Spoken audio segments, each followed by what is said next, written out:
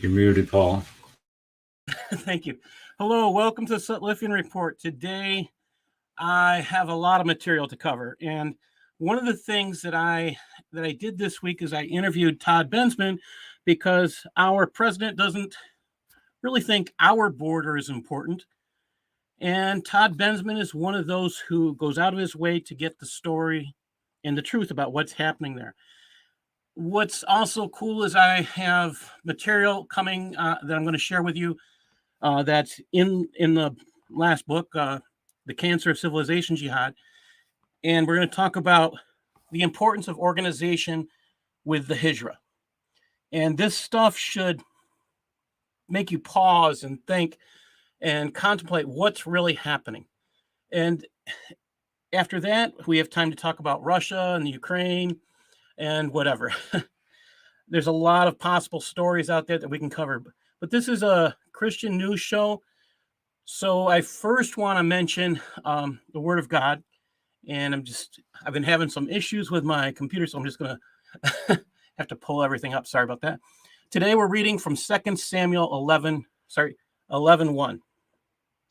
And it came to pass, after the year was expired, at the time when kings go forth to battle, that David sent Joab and his servants with him, and all Israel, and they destroyed the children of Ammon and besieged Rabbah. But David tarried still at Jerusalem. Well, this verse tells us there was a season for battle, a time when kings go forth to battle, yet King David stayed home. In chapter 10, we see that David stayed home from the battle also, trusting Joab to lead his army and win. Joab had to appoint his brother to lead against one front while he battled another. But if King David was there, the matter would have been swifter because David would have led and would not have needed any instruction. J. Vernon McGee says that David had come to love his home and its luxuries and did not want to leave. I kind of get that. When we become comfortable, that's not exactly a bad thing because it's God's blessing upon us. But when we stop stepping out of our comfort zone, then we are asking for trouble. We need to be ready to go where God wants us to go. That can mean many things. What exactly it means for you is something only you and God can know. Are you ready to step out of your comfort zone to do something incredible simply because God says go? Dear Lord Jesus, help us to see beyond our comfort zones into where you want us to be. Lord, embolden us to take us into that first step. Help us to step out believing that you are there waiting for us. Because where you will never lead us someplace we shouldn't go. And Lord, you're always leading and you're there before I get there. It's time for us to follow your lead, Lord. Keep us from the foolishness and set us on your path so that we can honor you. In Jesus' name, amen. Now, I'm real excited because I got a chance to interview Todd, and I haven't. Todd Bensman is a personal friend of mine, and I just want to introduce him again. Todd Bensman is the center's Texas-based Senior National Security Fellow. He is the author of America's Covert Border War, the untold story of the nation's battle to prevent jihadist infiltration. This guy goes and gets the story. He is the front-line journalist, one of the main ones on this topic. I don't know anybody else who's covering this story as well. So without further ado, I'm going to switch to that video. And I just say, it's an interview I did yesterday because he actually teaches a class during the time the show is. So here we go.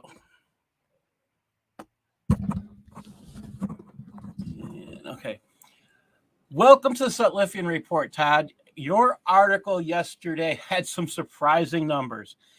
You wrote, quote, in the first month of 2022, U.S. Border Patrol agents laid hands on more than 2 full Super Bowl stadiums worth of foreign nationals who crossed the southern border illegally, and this was according to the U.S. Border Patrol apprehension statistics. So how many people are we talking about having entered the United States illegally? Well, I looked it up, and the Super Bowl had, the stadium had 70,000 people in it. It was filled. So if you were watching the Super Bowl and we're looking around at that stadium, man, that's a lot of people. Just imagine one full stadium of those people crossing the border illegally. That's a lot. Well, imagine twice as many. Wow. 2 stadiums full, 150,000 people crossed the southern border in one 4-week period. And I was just trying to use that as a way to illustrate just how many people are hitting the southern border now that we know about, that we laid hands on. There's 154,000 altogether in 1 month. And it kind of stacks on. I think I made a reference to Yertle the turtle, the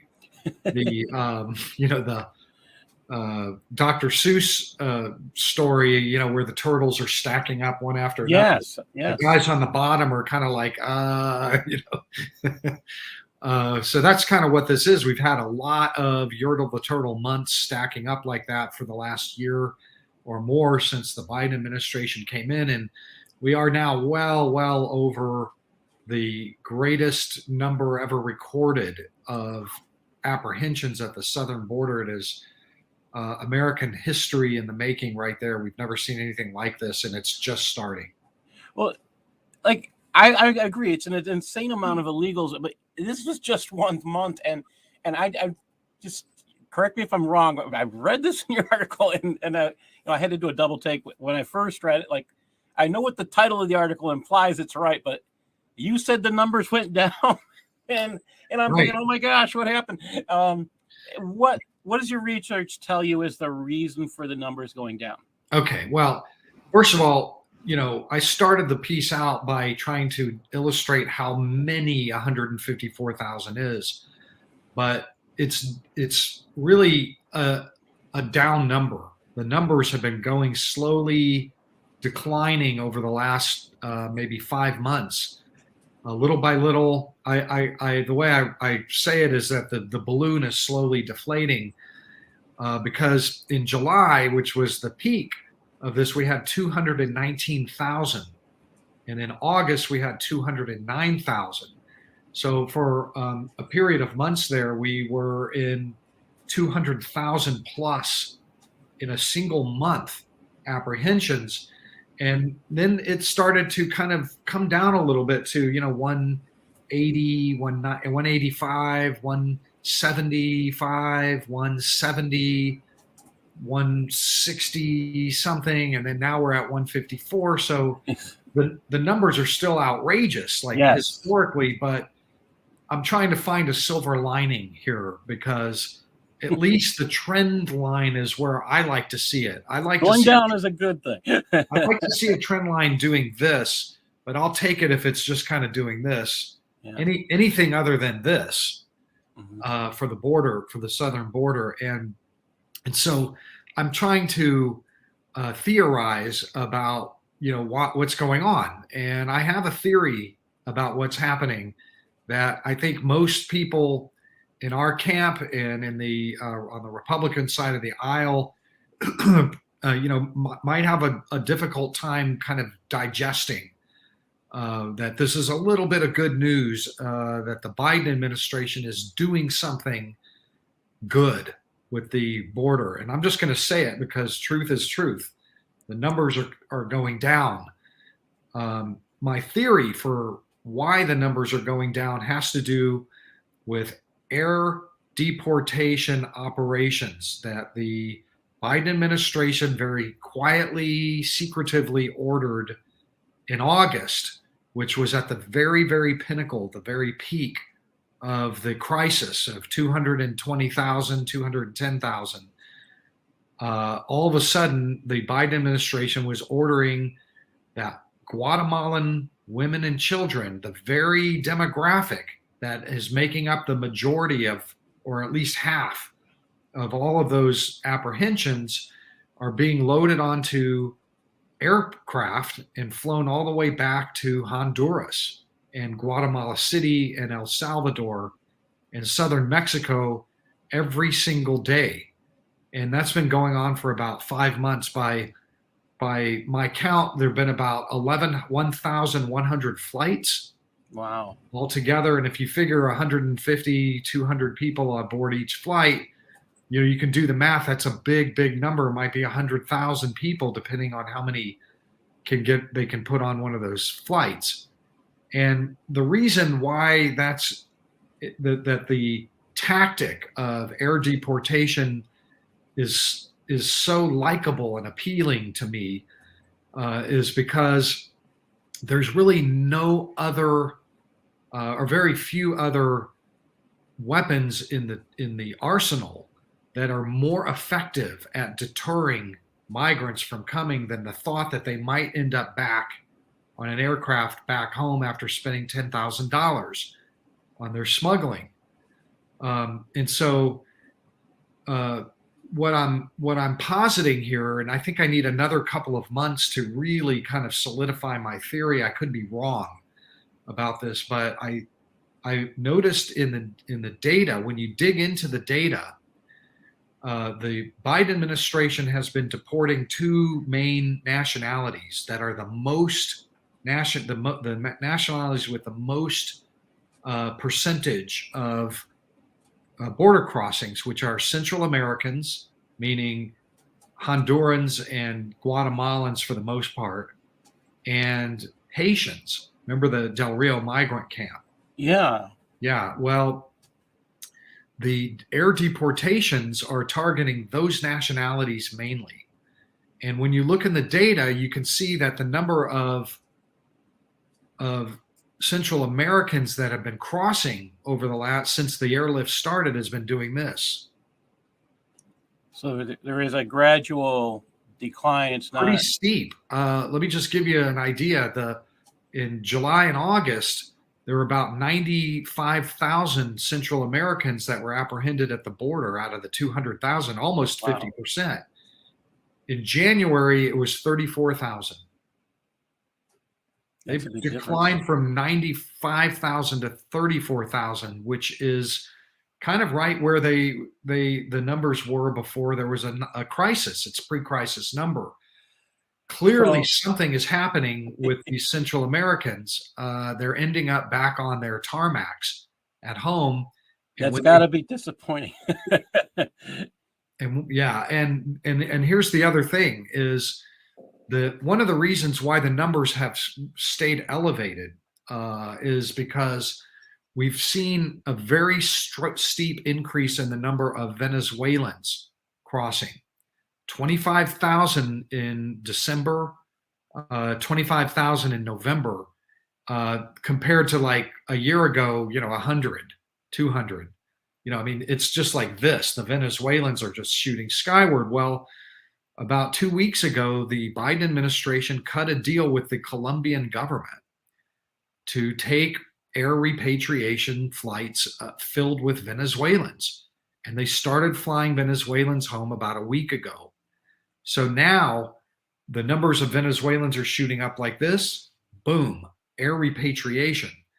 When those Venezuelans on their way get a wind of this, they're going to think twice, three times about crossing the border because nobody wants to get sent all the way back to Colombia. They can't be sent to Venezuela because the Maduro government, we don't have diplomatic relations. So we have to go with a friendly government. But the fact that the Biden administration went so far out of its way to establish a repatriation agreement with that country very recently, and by the way, with absolutely zero coverage, not a single news story. You can't find a news story about this anywhere. Tells me that next month and the month after, we're probably going to see those Venezuelan numbers go down. Now, one other thing I'll mention about my theory is the Haitians. The Del Rio crisis, the migrant camp crisis, you remember that. We all remember that. It was crazy. The way the Biden administration killed that thing out was they started doing air repatriations of the Haitians in that camp, not all of them, but enough, all the way back to Port-au-Prince. And I was in Mexico across the river when that happened. And there was an exodus of Haitians running from the camp. right into the Mexican side. And I interviewed, and I'm like, why are you guys running? And one after another said they're repatriation flights. We don't want to end up on one of those flights. So they were able to close the camp by just doing repatriation flights. Half of the Haitians in that camp fled to Mexico and stayed there for like 2 months. So then the Biden administration quit the flights because their left-wing liberal, Bernie Sanders group, were beating them over the head. How dare you do this? It's the Trumpian that you're doing this kind of thing. And in fact, the American diplomat to Haiti resigned in protest over this thing. The ACLU has all been out of shape. The SPLC, the Catholic Charities, they were all furious. So they stopped the flights back to Haiti. But Todd, I got to ask you. Yeah. I mean, as much as you're one of those people who truly believes national security for our borders, especially, is not something political. It's just the right thing to do. You wrote about it in your book, America's Covert Border Wars. I mean, I honestly thought it was crazy. And then I read your statements on this, and I was really impressed, and you really proved that point. So deportations, that's not just a Republican tactic, is what you're saying as well. The Biden administration is using it because it works, and they know it works. And they need to get something done on the border because the midterm elections are coming. And if you look at the polling, we can look at the same polling that those guys read, although they probably have even more detailed Democratic Party kind of polling that's going on. They are seriously exposed on this issue. All of the polling shows that this issue at the border is going to kill them, and they know it. And I believe that the reason that they're doing a Republican-y, whatever you want to call it, a Trumpian policy here, a draconian, cruel, mean-spirited, all the things that they accuse Trump of doing, is because it works. That's exactly what you say in your book.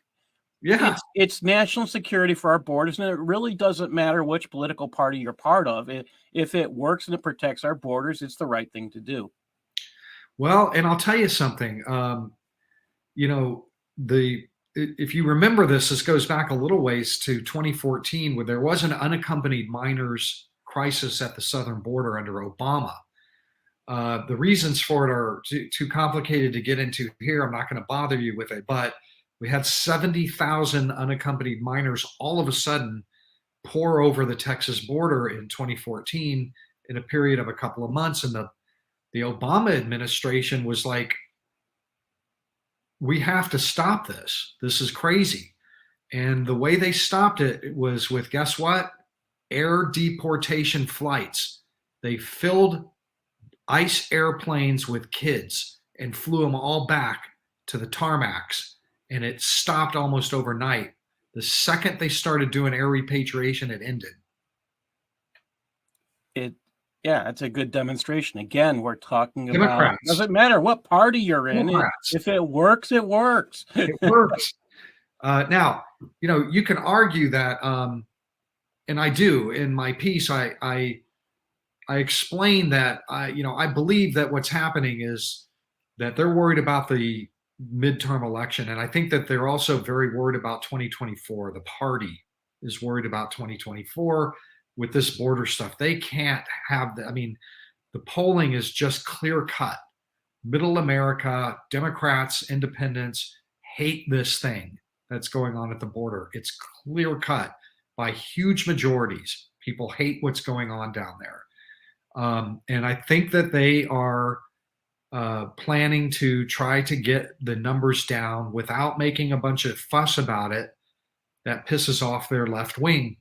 But the left-wing people are walking out of the White House. They're resigning over this. There have been 3 senior-level, super left-wing, liberal progressive advisors on immigration that in the last month have resigned suddenly.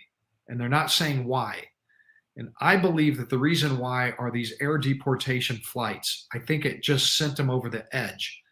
But it also indicates that more pragmatic, election savvy, poll savvy, less ideological people interested in, Democrats interested in just power, are the ones that are starting to prevail on these air deportation flights. So, more power to them, except for I hope they lose personally. But, I do want to see the border under some kind of control to kind of get it back to normal. And I don't really care who does it. Or for what reason, as long as the numbers stay down like that for the rest of his term. Well, one of the things that you talked about recently on Epoch Times, by the way, that was an outstanding interview. I want to say thank you for that. Thank you. And thanks to Epoch Times for doing that with you. You mentioned one thing I thought was really interesting about inconsistency in policy, and you're kind of getting into that now. But I was wondering if you could speak to the inconsistency in policy and how that's keeping the numbers high. Well, keep in mind what I just said, that there are pragmatists that are kind of, realpolitik. We're looking at the polls. I don't care about all these immigrants. We want to maintain power. And then you have the truly ideological progressive liberals in there who seized immigration policy at the very beginning and caused this migration crisis. They caused it directly without any question. They did this. There was nothing other than their policy choices that did this.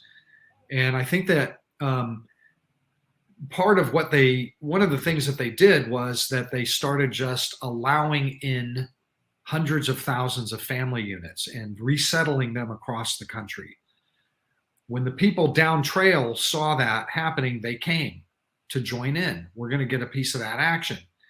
The midnight flights, those are happening even now from, ICE Air, even while they're deporting Guatemalans back south, they're still also bringing them into all four corners of the United States and resettling them in American cities. So, how do you reconcile this? And the way I reconcile it is that you have these two different factions that are both getting their way at the same time for the moment.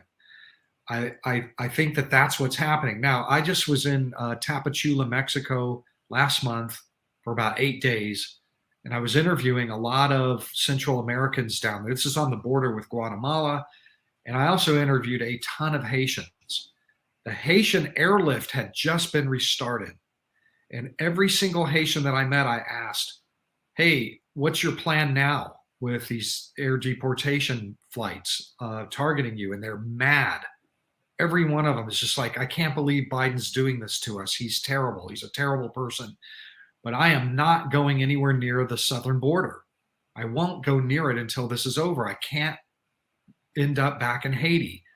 So I saw with my own eyes, I've got a whole bunch of interviews and I've written about them and I've quoted them with their interviews. I am not going to the United States. I'm not crossing the border.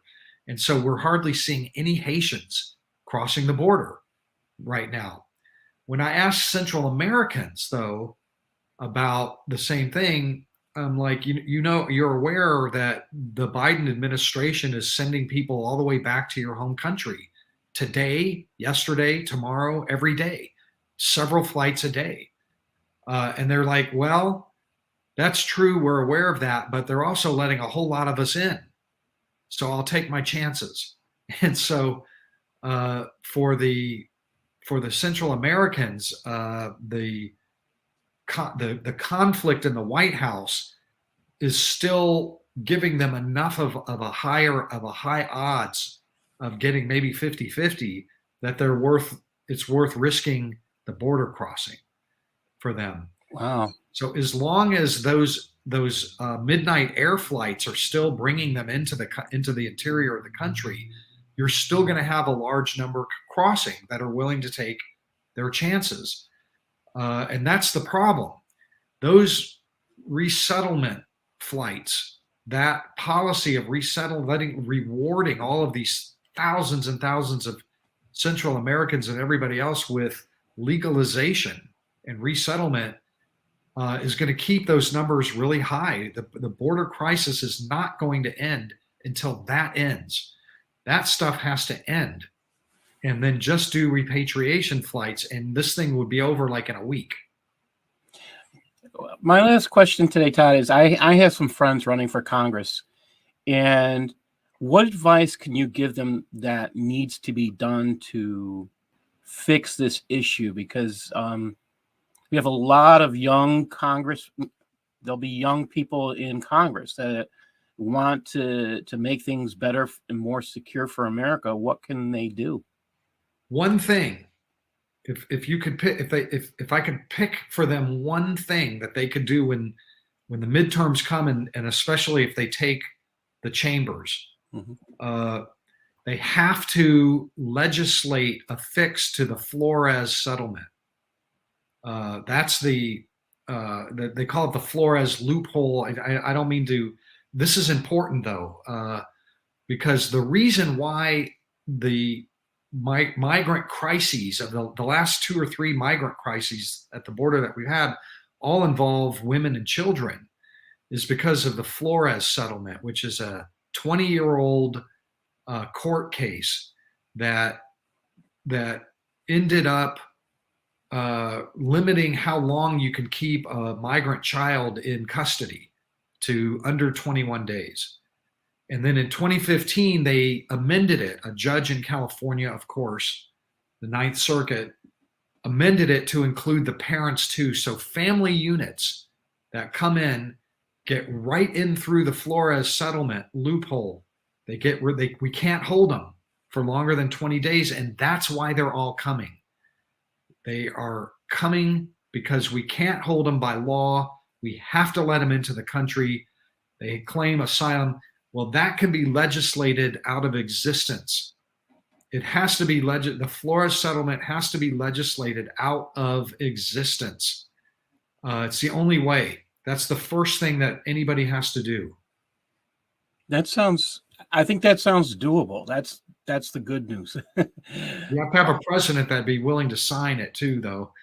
But my belief right now is we're heading that way because of who is president. I want to say thank you. Can you tell everybody once again how to follow your work and how to support great organizations like the Center for Immigration Studies?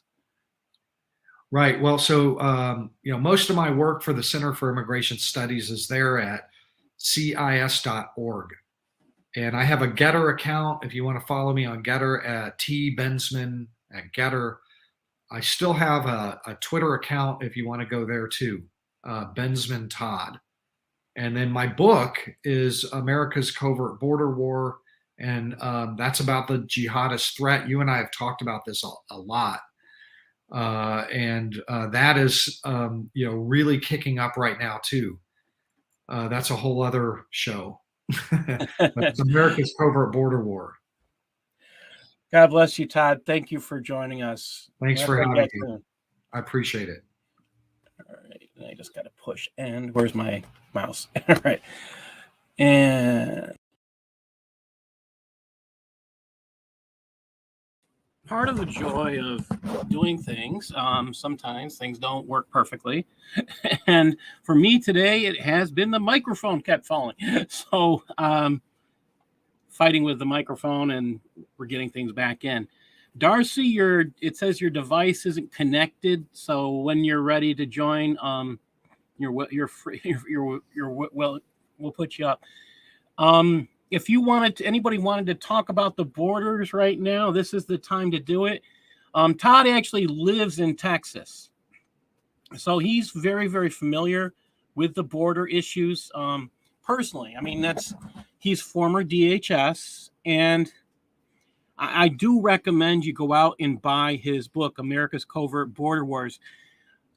What got me really when I read that the first time, and I said it in there, I had thought, at least from what I had seen from Obama, and from Clinton, I thought that they were treating our border as something political.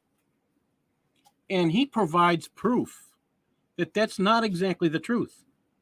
That for since the country began, they have been treating our border as something, as national security, that was something that we didn't have to think about.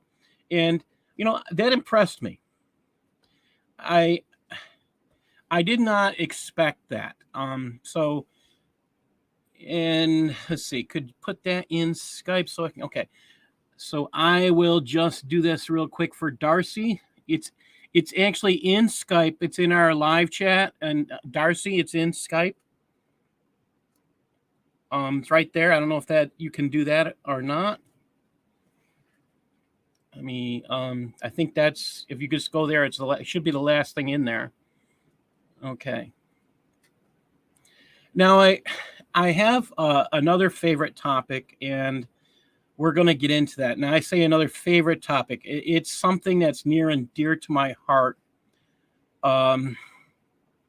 It's my big concern about something we know to be the Hijrah. And I say dear to my heart is that my concern is that we as Americans, we as non-Muslims do not know enough about this. And to me, that's scary.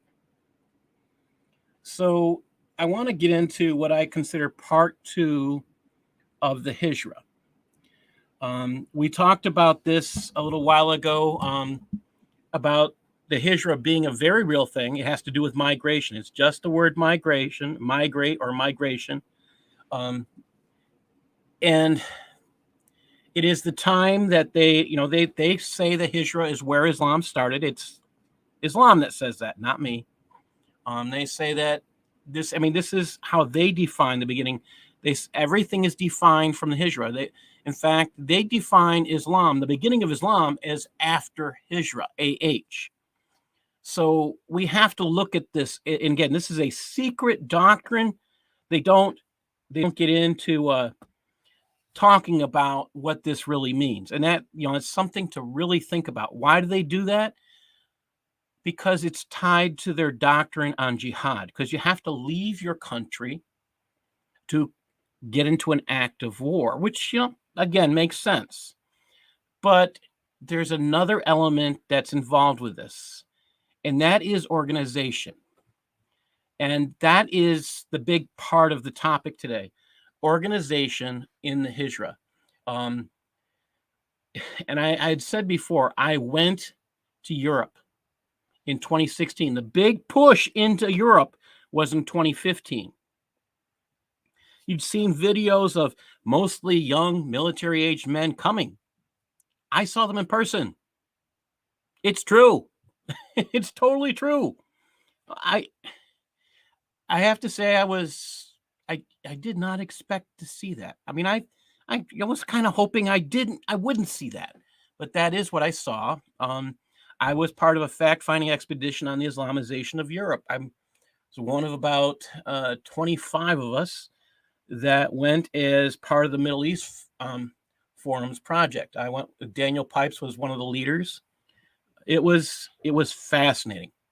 So this last book that I put out, The Cancer of Civilization Jihad, is a result of my experiences. So I want to get into this because, again, this whole I've been writing on the Hijrah for about 2 or 3 years before that. And now, after having seen that, I got a lot more into it. So let's talk about the organization aspect. And here we go. All right. So this is Ismail al-Faruqi. Ismail al-Faruqi is one of the great leaders of the Muslim Brotherhood. Keep that in mind. When I was in Europe, they kept saying the national security agencies kept saying they believed the Muslim Brotherhood was behind the migration push that they saw, the incredible overflow.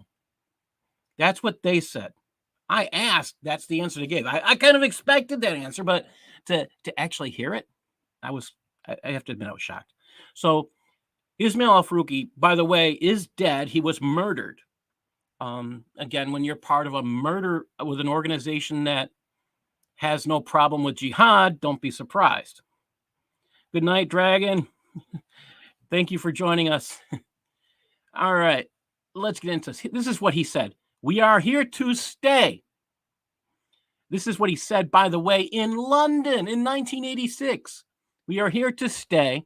We are here to plant Islam in this part of the world, and we must utilize everything in our power to make the word of Allah supreme in the presence of living here.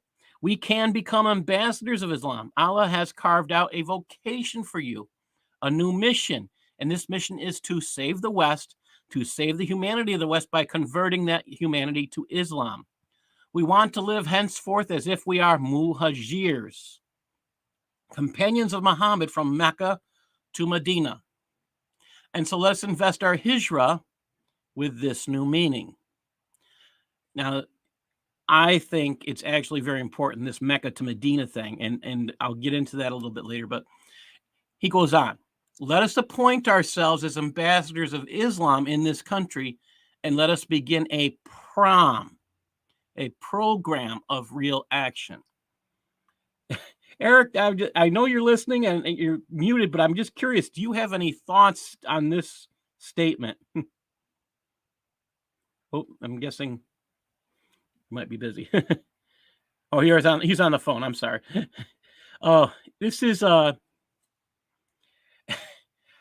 kind of shocking.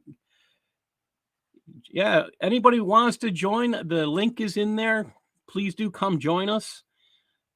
This to me, when I heard this when I went back, I go and I check the original sources, and I do that for real serious reasons because I do want to get the facts.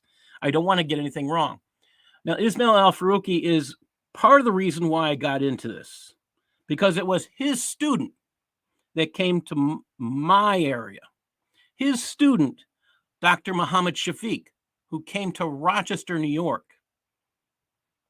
and took $500,000 and got it into Nazareth College. That's why I'm doing what I'm doing. So this is very personal to me. Unfortunately, I wish it wasn't, but it's personal. All right. Let's think about these problems. Self-imposed segregation, separation from the native culture of a new country. This is again, he's talking about this. You have to keep separate. This is really, really problematic. Islamic requirements to organize in the United States. We see that in the first organization here in the United States as the Muslim Student Association. And then you see the Islamic Society of North America. We see CARE, IIIT as they call themselves, the International Institute of Islamic Thought. There are at least 40 organizations that I can name that are all run by the Muslim Brotherhood within the United States. Now, right now, the head of CARE is thought to be the head of the Muslim Brotherhood in the United States. That's the thought. And, right now, is there evidence to prove that? There's signs, but is there evidence? Again, I say thought. It's not, at least I haven't seen anybody make a statement of proof. I had connected Jamal Berzinji as being the head of who I thought was the head of the Muslim Brotherhood. And you know who else agreed with me when we came at it from totally different directions? David Galbitz, when he wrote Muslim Mafia, that was his conclusion also. And I showed him why I believed it. I showed him all my research, and he said, you know what? You're right. And we just came about it in a different way. And I was like, and he explained to me I was doing something called social networking analysis before I even knew what I was doing. Take a look at this little picture over here. All right. They don't want democracy. It says we want just Islam. And that is in Dearborn, Michigan, right here in the States. Think about that. Problems. How about this next one? I'm going to blow this one up a bit. All right. And I got to get my mouse back. All right, here we go. I've been trying to figure out how to say this. Serja Trifkovic. He said in 2000 he said in 2002, and this is in a document called The Islamic Conquest of Britain. Now that's something to think about. The Islamic Conquest of Britain. That's what he wrote. In there it says, this is an organized struggle to change the existing society into an Islamic society based on the Quran and the Sunnah, and make Islam, which is a code for entire life, supreme, dominant, especially in the socio-political spheres, that the ultimate objective of the Islamic movement shall not be realized unless the struggle is made by locals. For it is only they who have the power to change the society into an Islamic society. Again, that is why I'm doing what I'm doing, because the locals made it. I didn't get a choice, is how I feel about it. I did not get a choice. And yes, they are busy doing these things. All right, we'll go to this next one. Now, this one should shock you. Maududi, the Islamic scholar. This is the scholar that the jihadis like. This should make everybody concerned. Yes, they're citing him, and this is from 2007. These aims cannot be realized so long as power and leadership in society are in the hands of the disbelieving rulers, and so long as the followers of Islam continue themselves to worship disbelief. Sorry, let me go back or start again. These aims cannot be realized so long as power and leadership in society are in the hands of the disbelieving rulers, and so long as the followers of Islam confine themselves to worship rites only when the power is in the hands of the believers, the followers of Islam, and the righteous, can the objectives of Islam be realized. So this has nothing to do with religion, people. It has to do with power and politics. That's what they're telling you. It doesn't matter that they worship Allah. It matters that they control. Are you catching this? It matters that they have power. It matters that they control your ability to do things and make choices. That's what their statement is here. Only when the power is in the hands of the believers and the righteous can the objectives of Islam be realized. It is therefore the primary duty of all those who aspire to please Allah to launch an organized struggle. You hear that again? Organization. This requirement. Sparing neither life, so they're going to kill you, is what they're saying. They don't care. Nor property for this purpose. This importance of securing power for the righteous is so fundamental that in neglecting this struggle, one has no means left to please Allah. Some of these things you sit there and go, how? Why? What? I mean, yeah. And this one here makes you think. This one just, yeah. This is Professor H. Ali Khatani. And these are all out of Britain. All these quotes are coming from Britain. And there's a reason for that, with the exception of the last one. Professor H. Ali Khatani said, the secret of the Muslim communities, which have been able to survive across the centuries and generations, lies in one word: organization. This is part I'm kind of laughing about. Islam cannot survive if individual Muslims believe it is a personal affair. Oh, so doesn't that make Jesus so much more better? Doesn't that make him supreme? Isn't Allah, I mean, if Allah's not personal, that's what they're telling you. Allah's not a personal God. Forget him. You can forget him. It doesn't matter because he's not personal. Oh, so why do you worship him? That's what this guy says. I mean, again, if you make it a personal affair, something has to be seen, guys.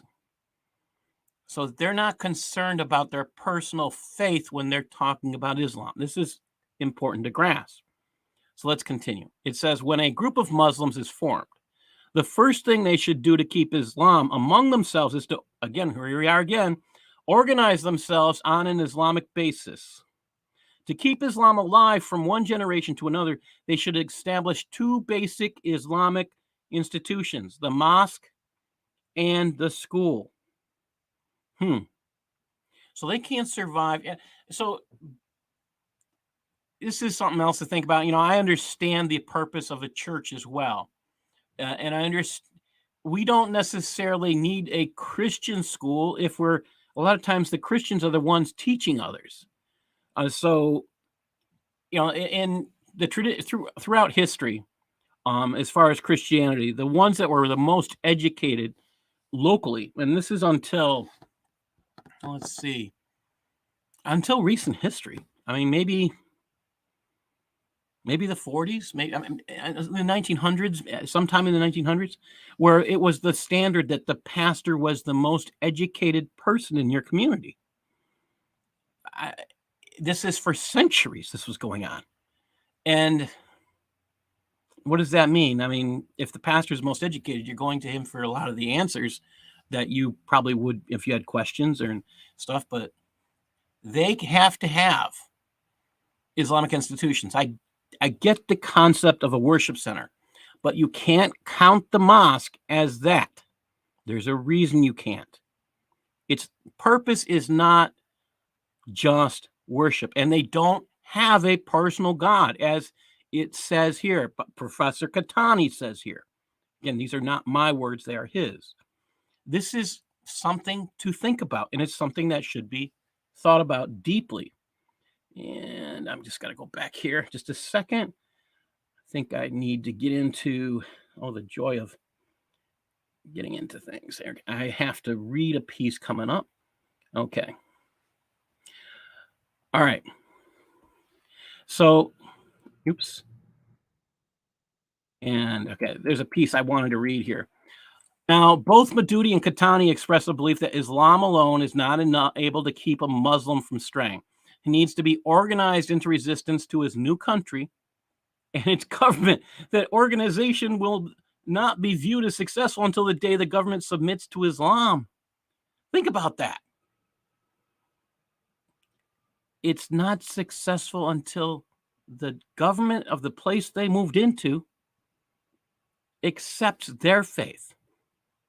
So the only reason they're coming is to change the government and make it like the one they just left, because either they were afraid of it or they left it to commit an act of treason or terrorism upon the new place.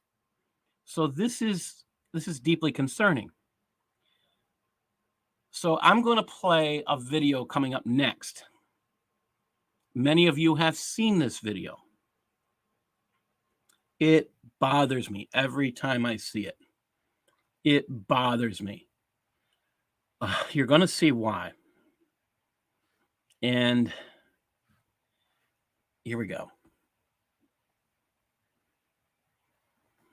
And I might. Can we have the camera? Can we have this camera focusing on all the audience, sir? Can we have this camera focusing on all the audience? Because every now and then, every time we have a conference, every time we invite a speaker, they always can come with the same accusations. This speaker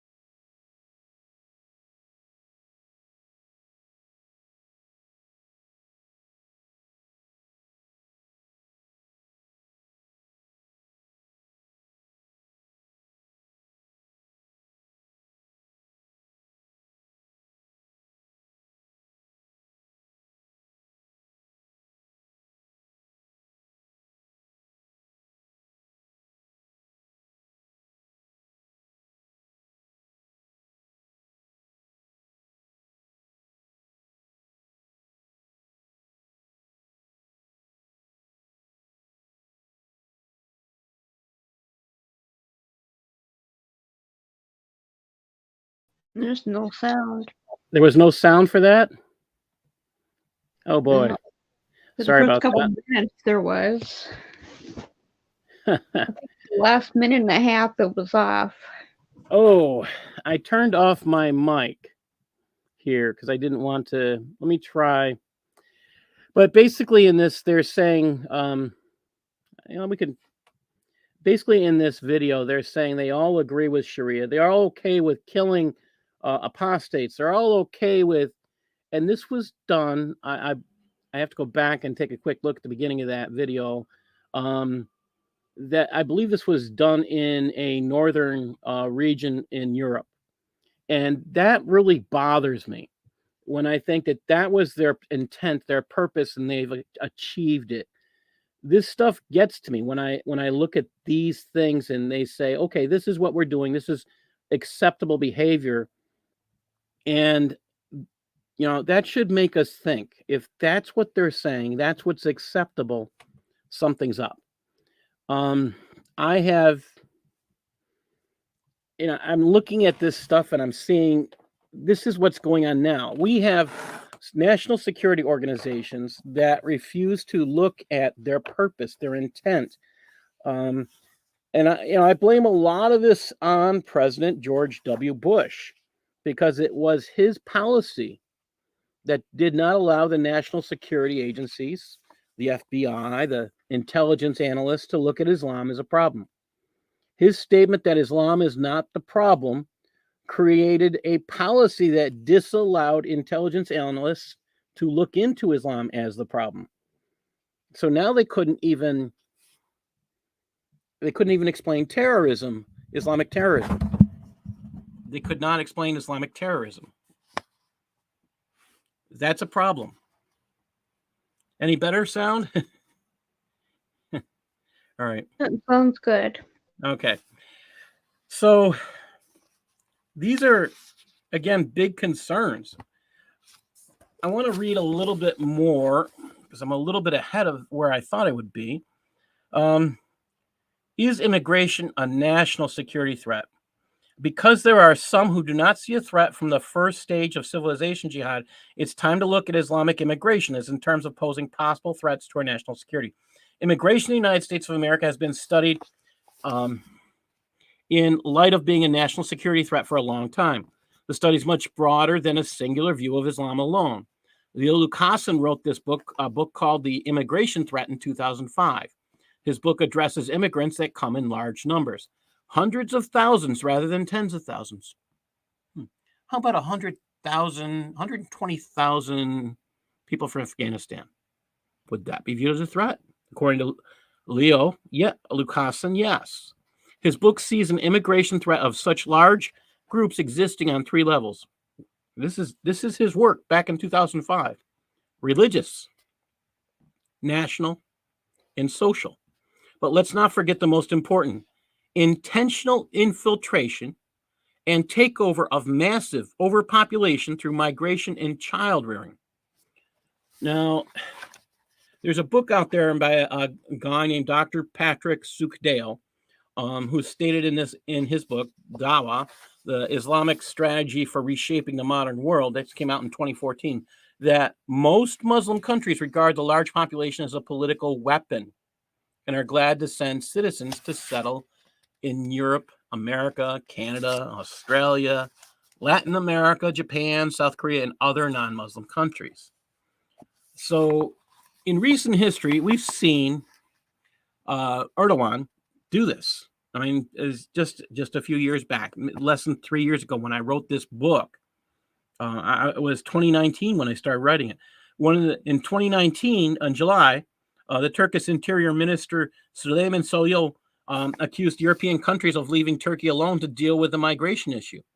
In comments published by the state news agency, Anadolu Agency, he warned, "We are facing the biggest wave of migration in history. If we open the floodgates, no European government will be able to survive for more than 6 months. We advise them not to try our patience." So they start asking for bribes. This is the scary stuff. They start asking for bribes. Wow. You would not expect that. They are asking, I mean, I could not believe when I heard this the first time. They were asking for bribes. So October 10th, 2019, Erdogan threatens to open the Turkish border into Europe.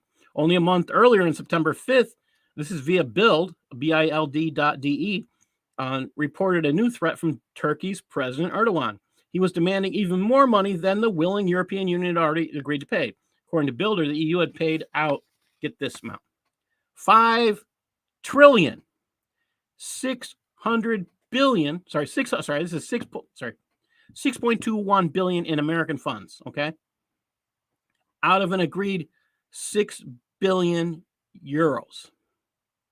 Again, that's 6.65 billion in American dollars. Erdogan wanted an additional amount immediately to build housing facilities, not in Turkey, but 30 miles into Syria, or else. This is still happening. Is Erdogan still threatening us? I'm saying us as the Western civilization, probably every day. This is, again, if you do research, you're going to find out that this has been going on for quite some time. It's not just Erdogan. One of the people that I love, I know she's no longer with us, is Oriana Fallaci. And Eric, I'm betting that you have read her red book or blue book. Have you read either one? What's it about again? Oriana Fallaci's she's the Italian, Oriana Fallaci wrote some incredible. Okay, was this on the Hijrah that she wrote about? No, she's not on the Hijrah. She does expose it.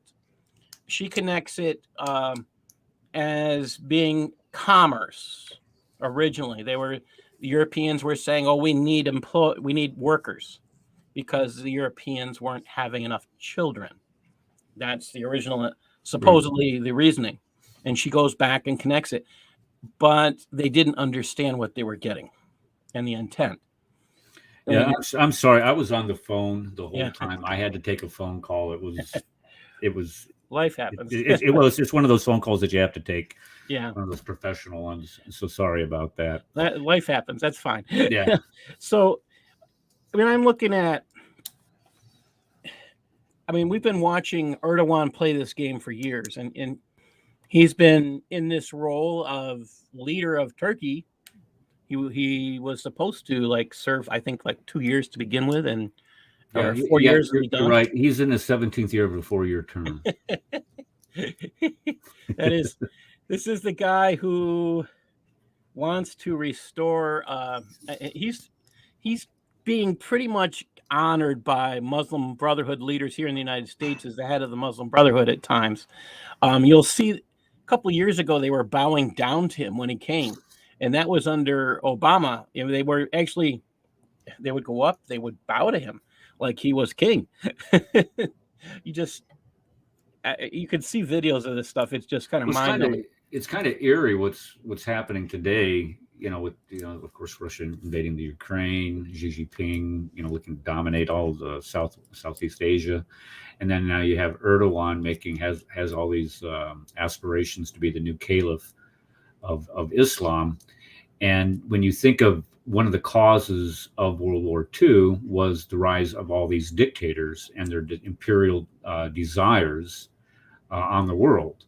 If you think of Tojo and you think of Stalin and Hitler and all the Mussolini and all these guys wanting to expand their spheres of influence, what do we have today? We have the same exact thing going on. Yeah. So mentioning Russia, I have my own thoughts, and I've been trying to stay up, and I'm going to hope Brad can come join us.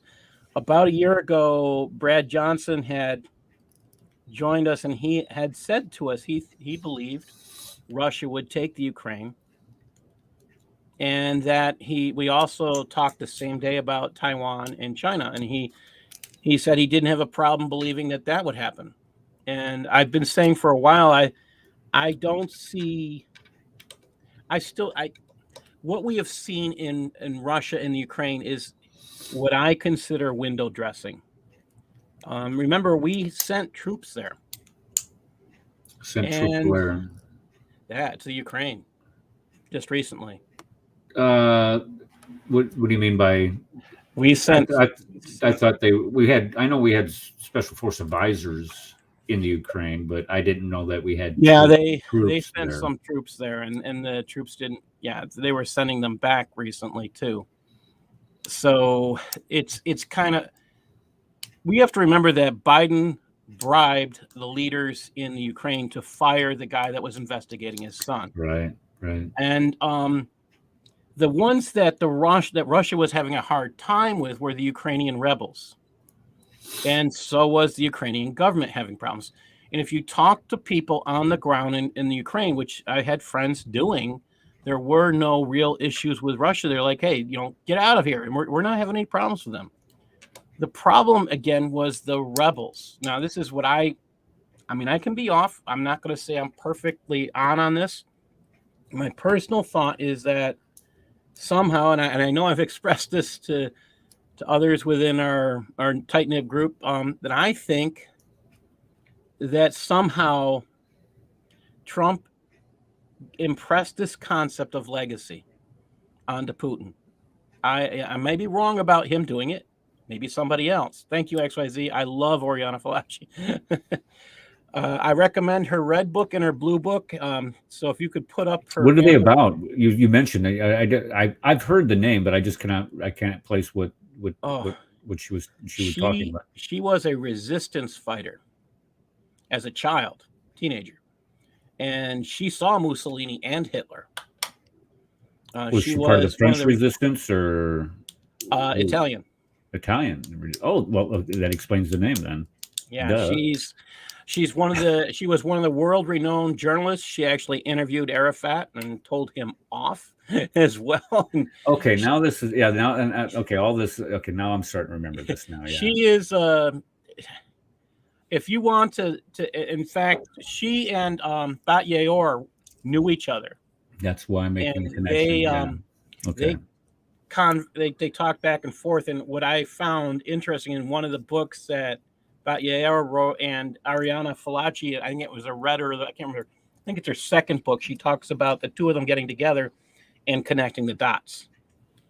And it was interesting. The two of them together were able to connect dots that they both couldn't previously, and it's impressive. Those two are. Oriana Fallaci, if I had a chance, I would love to meet her, and Bat Yaor is my other person I would love to meet. Great people that are doing nothing but getting the truth out. We're doing. I don't know about Bat Yaor these days. She might be retired, but I'll tell you, Oriana was a fighter until the end. That's what I heard. Russia, I still think that this is window dressing. I think that Biden wanted to make an issue out of Ukraine's borders while neglecting our own or being inconsistent. That's one of the reasons I have been doing this, been trying to get a hold of Todd about the borders, because all of a sudden everything went quiet about our borders. And what it is what Todd was talking about was they are doing repatriation, which is pretty much against the true liberal Bernie Sanders type thing. So Biden will have lost all those amazingly. He's got like 40% of approval rate, something like that right now. I think it's 40% last I checked, and those 40% might be the Antifa members. But once they hear that Biden is doing repatriation, do you think they'll vote for him? Well, that's kind of like the same thing as saying, will the Republicans run to the Biden camp if Trump did something that they didn't like? And the obvious answer is no. You don't like, there's some things that Trump did that, I didn't particularly care for, but that was not going to push me into, another political camp, because I have more agreement with. No, I'm saying they won't run him. I'm saying I don't believe they'll run him is what it is. Oh, in 2024? Yeah, I don't believe they'll run him. Oh, he can't. He'll be lucky to live till he's 2024. I mean, I'm just being honest here. The guy, the decline that we've seen in him, just if you look at in the past year and 2 years, the last 2 years when he was started campaigning to the time that he is now, I mean, the decline is patently obvious. There's just, you cannot deny that he is at the twilight of not his career but his life. He's just slowed way down. And the guy's 80 years old, so you you just have to accept that fact that this is what an 80, we would like to think that people, everybody gets to live to be 100, but that's just not the fact. The majority of the people this is the age where they just die. The body just shuts down. You're just too old. And I hate to say it and look at it that way, but it's just biology has caught up with him, and he will not be. It doesn't really matter what he does. He's not going to be able physically, cognitively, to be able to run in 2024. Anybody could run circles around him on in any debate or on any stage or in a venue. It's just not going to happen. I think a lot of this move and to make a big stink about Ukraine's borders is all smoke and mirrors, even for what we're being shown. And part of the reason I say that is because, again, it's in the Obama camp, where we should be calling Biden Biden, is how I kind of view it, because we know the man isn't cognizant enough to be making decisions on his own. And that's sadly apparent. So who's pulling the strings is the one question. And many of us think that it is Obama, because that's one of the reasons he's still in town. I think he's the only president in modern times, the last 150 years, that would stay in D.C. area. So it says something after retirement. I think it's about 150 years, and we're talking about since about Civil War time. Do you know of another president who stayed in D.C. after leaving the White House? I'm just trying to think. There's no recent president that's ever done that. The only one I can think of is Adams. But he became a congressman at some point. Right. John Quincy Adams. Right. He went back to the House of Representatives. He's the sixth president, for crying out loud. Number 46. He was number 6. Yeah. I cannot think of any off the top of my head. No. Teddy Roosevelt.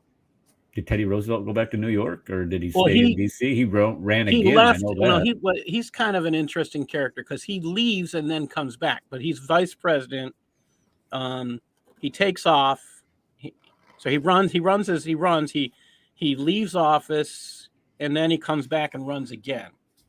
Right. He did leave. He didn't come. He went to take part. Well, maybe he did. I don't know. I don't remember any. There's definitely hasn't been any in the 20th. Family for me, I should be able to answer, and I didn't. There isn't any in the 20th century that I know of. And yes, if I was to pick at one, and that would be it. But the rest of them, no. No, he went back to Hyde Park. He loved Hyde Park, and well, here's a take on the Ukraine that I find. When you look at where the Ukraine's located, okay, you got Estonia, Latvia, Lithuania, right on the Russian border, all members of NATO now. And then you have Poland, and then right between Poland and Russia is Belarus, and then you have the Ukraine. If Russia does not get the Ukrainians to become part of Russia again, this is his last. I mean, this is because Ukraine wants to join NATO. But here's the weird thing about this: Ukraine wants to join NATO, but one of the stipulations to become a member state of NATO, you can't have the level of corruption going on within your country and within your government that Ukraine does. So they were told, you want to join NATO, you got to clean up the corruption within your government. So who do they put in charge of the Ukraine? Joe Biden. And what does Joe Biden do? He puts his son on the board of one of their energy companies, fleecing them for millions of dollars. perpetuating the corruption. What does Joe Biden do? He gets the prosecutor fired that's investigating, trying to clean up all of this corruption. So now I'm thinking, this is just me thinking, that Joe Biden has got something to hide here. I'm not sure the connection and how to connect all of this together with his, what's the word I'm looking for? Exactly. I think this is all done purposely. XYZ put up, anyone see the Kerry's latest comments, Russia-Ukraine war will take away from global warming. Oh, he's worried about his income. That's a statement that he's worried about his income because nobody believes him. Would you believe the guy that's getting on a jet to go any place when he wants to preach global warming or to use these this huge trail of SUVs that contribute to the concept of global warming? People don't trust. I think he's only concerned about his income when he does those kind of things, unfortunately. Listen, this is the sad part of all of this. If our economy does take the hit that it looks like it's going to, because the energy prices cannot help but go up with the sanctions that they're going to put on Russia. They're going to have to put some type of sanctions on them as far as the energy production and exportation. It has to happen. And what that's going to do is that's going to, of course, drive up energy costs, which drives up everything else. Transportation costs, the cost of producing goods, everything goes up. And what is sad is that the people who are going to feel that pinch the hardest are of course always the little guys. It's never these big guys. And who are these big guys are doing? They're saying, well, look, you just got to suck it up for now, because this is the reality. And they're the ones that are causing the doggone situation to begin with. And then they're telling us to suck it up. Just like John Kerry is, well, we're afraid it's a global warming. You guys need to suck it up. Well, I fly around in my jet in all my SUVs. The peasants can only take so much until they storm the dadgum Bastille. Mm-hmm. You can only push them so far. And that's what they're doing. They're pushing and pushing to see how far the American citizen can be pushed. We've come, in last year, it's come with the COVID, all these mandates, these unnecessary these ridiculous mandates that are not proof. I'm going to get you in trouble on YouTube again. I'm sorry. I'll put up. Okay. I'm zip. Okay. I'll get past that. But then you get all. I live in New York State where Libland is real and the children are forcibly masked while a child doesn't have to wear a mask to go to the store.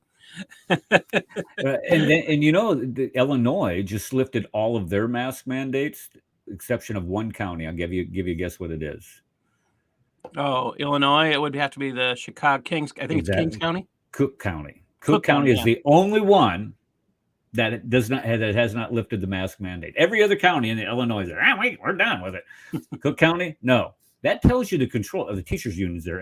But you can only, like I was saying, you can only push and tell the average citizen to sacrifice so long while you sit there and live this life of luxury in front of all the peasants, and rub it in their face saying you need to sacrifice. I might live in like a multi-million-dollar high-rise apartment and drive the best SUVs and fly around on the fancy jets and get us involved in wars and get my son millions of dollars while your son goes off and gets his butt shot off.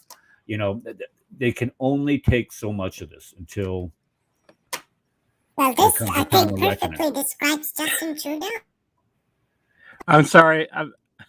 Okay, comment warrior. It's hard for me to take. I'm sorry. Comment warrior. Cartoon voice is one thing, but it's hard to understand. I could not understand what you said. You gotta. Do you have a deeper voice? I think he's gonna readjust his voice modulator there because he was on. Was it yesterday or?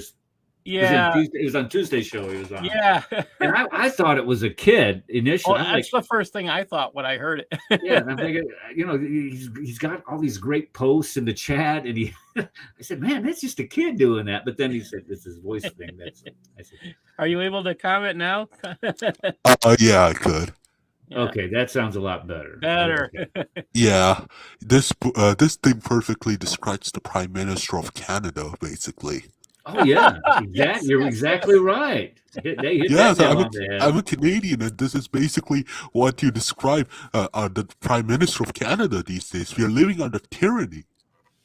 Yeah, okay, now let me get this straight. He's lifted the emergency decree, but is still going to enforce the COVID restrictions as far as the mandates, vaccine, mask mandates. Am I right on that?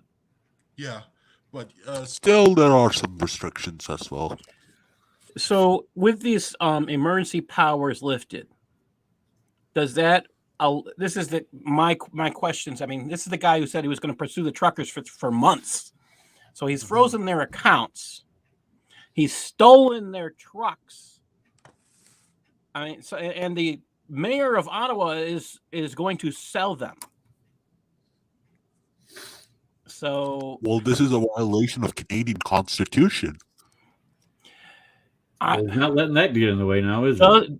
So here's my next question. Since you mentioned that, it's my understanding that the Declaration of Human, I mean the Charter of Human Rights Charter in Canada overrules all law. Is that correct? Yeah, we do have that. We have like medical rights and all. It's I more think it's time progressive. the Canadians write their own constitution.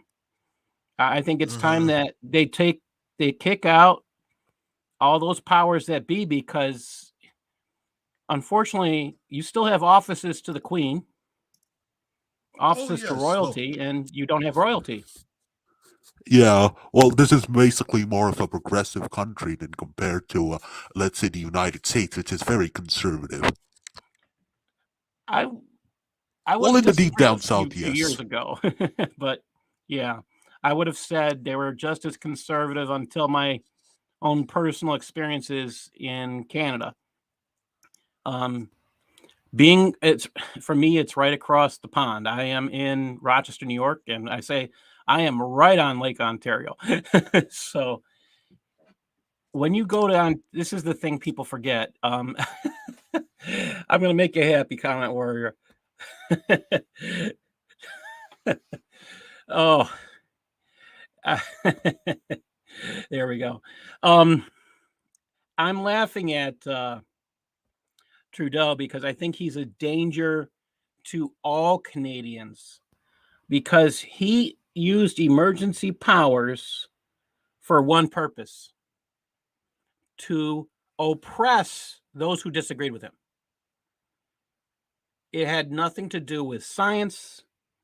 It had nothing to do with anything but people disagreeing with him. And he allowed.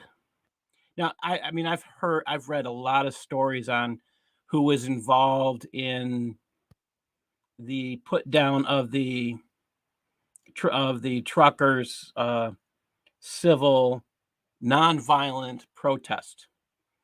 I've heard of people from out of the country being used as military. I don't know if that's true or not. I've heard, like I said, I try to listen to all my different sources. I hear a lot of different things I don't necessarily believe. But the thing that got me is, as I watched a lot of the video on the officers coming in and taking down the truckers, was some of them did not have patches. And that's concerning, because they could not be identified as officially policemen or any form of law enforcement. And I look at, I don't know what Canada can do besides say this is enough. We need to, write our own constitution that reflects our Well, you own couldn't, people. because there's hate speech laws in this country. Yes. Like, if you were to speak out against minority groups, like, protected groups, you'll be sent to prison. It's not like the United States, where in the Constitution you have the right to freedom of speech.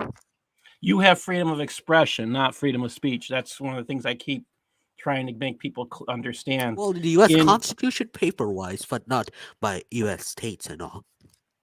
Yeah. You guys don't have freedom of speech, just like England doesn't still. They might call it freedom of speech, but they really don't have it. Wasn't that France a while back put a lady in jail for saying that Muhammad was a pedophile? Was that France? It Or was that, Austria. was that Austria? That's Okay, Austria, I yeah. knew it was European countries. I They mean, have- Just that's has scary a when huge you history of face freedom of speech. You can criticize anything. It's scary because I was going I started out speaking in London, Ontario, because I was concerned about M103 becoming law. And then I went to Toronto, and I was with Pegida speaking there.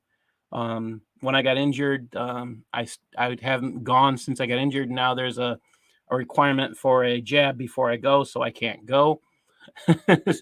But I look at my Canadian friends as my brothers and sisters across the pond, and they don't have what I would call democracy. They don't get to choose who is their prime minister. They don't have a choice. The people do not choose. That is decided by their parliament. And the way I looked at the last choice to make Trudeau a leader, I don't even consider that a parliamentary decision. It almost looked like he chose himself. Would you agree? Well, because of immigration and all, if you look at communities in Vancouver, Toronto, Montreal, they have a huge immigrant communities, and these are basically the half of the population of Canada. So he gets his votes from there. Exactly. So and this is one of the things. This is the reason why M103 has gone through. This is dangerous.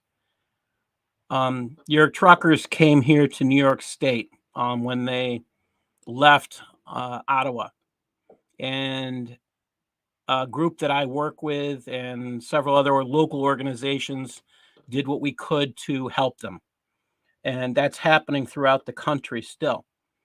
So I hope that they're able to go home and not pursued by their godless pagan Trudeau. I don't have a nice word for him, but those are the kindest words I have. I hope they're safe going home when they choose to. Well, yes, but if you were to look at it, not that much Canadians do step up as if you were in the U.S. In the U.S., you'd get a lot of support. In Canada, basically, you have a lot of, it is a very progressive country. So if you bring something conservative, they would reject it, especially when you're in British Columbia, which is among the most progressive provinces in Canada. Especially, it's one of the most atheist places in Canada as well. You mean Ontario? British Columbia. Ontario looks more conservative than compared to British Columbia. British Columbia is very progressive. I hadn't thought of that one. I don't. Yeah, that would make sense for that part of Canada. British Columbia. We're talking We're talking about the western province. It's some of this stuff you just sit there and go, why? Yeah. Well, Ontario is a progressive one. It is not a very conservative one, but it is conservative compared to British Columbia. That is this. By the way, for those of you who don't know, the time I did not go, the Antifa guys took up bricks to hit Pegida members, and police were there. Where'd they get the bricks? Well, they brought them with them. And you see somebody walking down the street with the brick in their. Where are you going? Well, fix the building. Build a you wall. sit there. What happened? You're asking the right questions, and what I have seen in the past, in London in particular, the police would step back so the Antifa guys could hit us. We've actually got video of that. Yeah. Where the police stepped back and then they turned around and they punched a 70-year-old man. And then they jumped, they got on their bicycle, they chased him down and jumped off the bicycle and tackled him. Great. But they Basically, let the the 70-year-old man colleges get are hit. basically dominated by these people, by political powers, like who want to take control over it. You can't have freedom of speech. You need to, let's say, have bodyguards when if you're hosting something that is against them, or they will attack you. Yeah. And it gets so bad that their Human Rights Commission, they have a tribunal.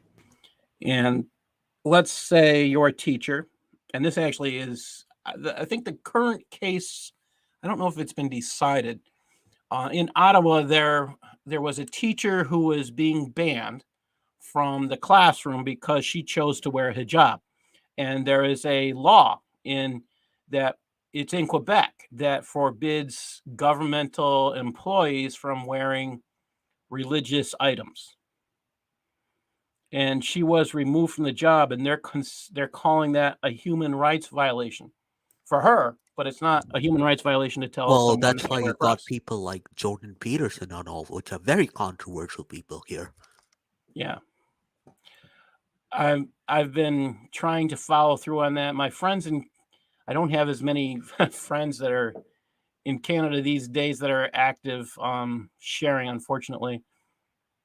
This is scary stuff. And, that we have that pastor out in Canada who has been persecuted for feeding the poor.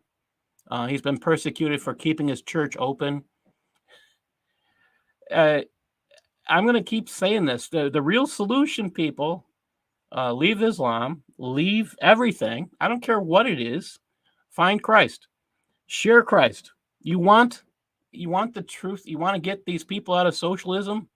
Tell them about Jesus. It's time, because we are stuck. Even the United States.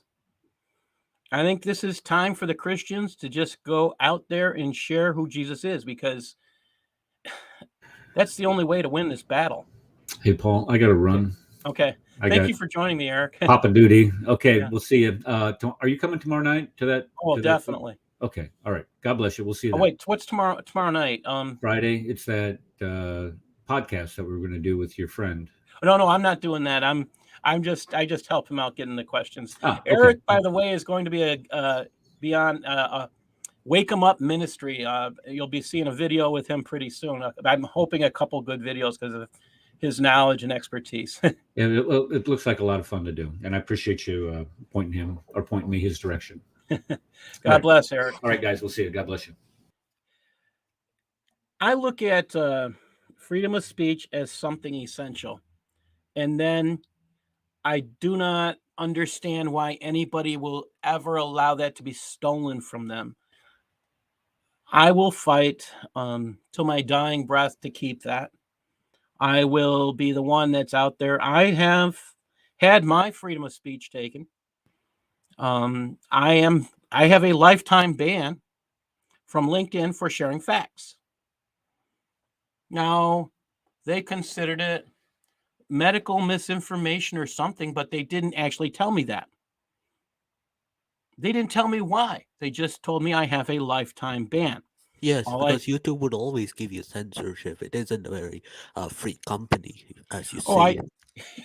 Comment Warrior, I just got an interview. I just got a survey from YouTube that asked me what I thought of it. I mean, I think I spent 25 minutes on it, and then I said, the heck with it. I mean, it just went on and on and on. And, I can be closed down. That's why I set up for Rumble. They're not going to close me down. I'm just going to go otherwhere. I don't need YouTube at this point. It's nice, but I think Rumble is much better. Many people are moving to Rumble a lot. Well, I'm broadcasting simultaneously to Rumble. So if you don't see me here, I'm on Rumble, and I'm getting more viewers on Rumble, which I find fascinating. It's quite contrary. Rumble now has like 100 million viewers just starting 2021 and all. Lots of people are moving to Rumble and quitting YouTube. Well, I'm when you get strikes I got strikes for talking about hate speech that had to do with Islamic hate speech. I had strikes for talking about their hate. So I know some kind of the censorship, the desire to proclaim facts as not truthful when you have when you have the data there. I mean, there's articles out there now that are just incredible. I'm also going to recommend, if anybody's not using it, Getter. Now, Todd Bensman said he's on there. I am on there also as Paul_Sutliff. Let's see, how many am I up to now? And in fact, I'll show you my page. Let me do that real quick. So I'm looking for people to sign up with me, and I'm sharing stuff a lot on Getter. I do on Facebook also. I think it's important to get out and use the alternative methods.